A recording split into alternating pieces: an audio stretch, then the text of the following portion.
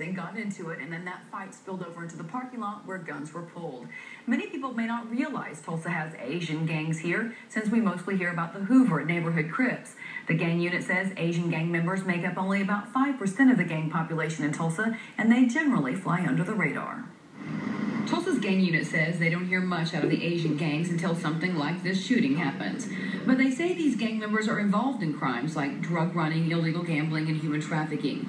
They say most come here from other parts of the country, often sent here by family to get them away from the gangs in the big cities. And they're all transplants from predominantly Fresno, California, St. Paul, Minnesota, Denver, Colorado, and Virginia. Most of the Asian gang members are centered around the general Asian community within Tulsa, which is largely from 21st to 41st Streets between 129th East Avenue and 145th East Avenue.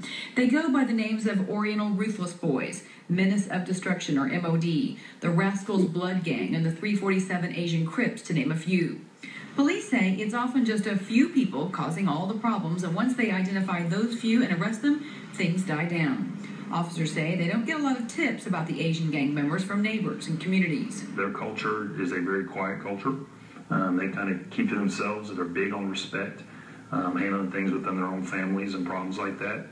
Another part of it, you see in just any neighborhood, you've got some of them they're fearful of problems from these guys in their neighborhood. Even though Asian gang members, like gangs of all races, can be violent and dangerous, officers say the average law-abiding citizen shouldn't live in fear of being caught up in gang violence. If you're not hanging out with gangsters, if you're not involved in selling or using drugs, if you're not out at the clubs and bars at 1, 2, 3 o'clock in the morning where you shouldn't be, you shouldn't have anything to worry about.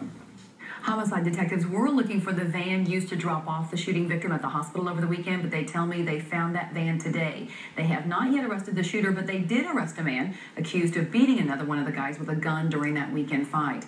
This was Tulsa's 40th homicide of the year. Tulsa had 46 in all of last year. That was a 10-year low.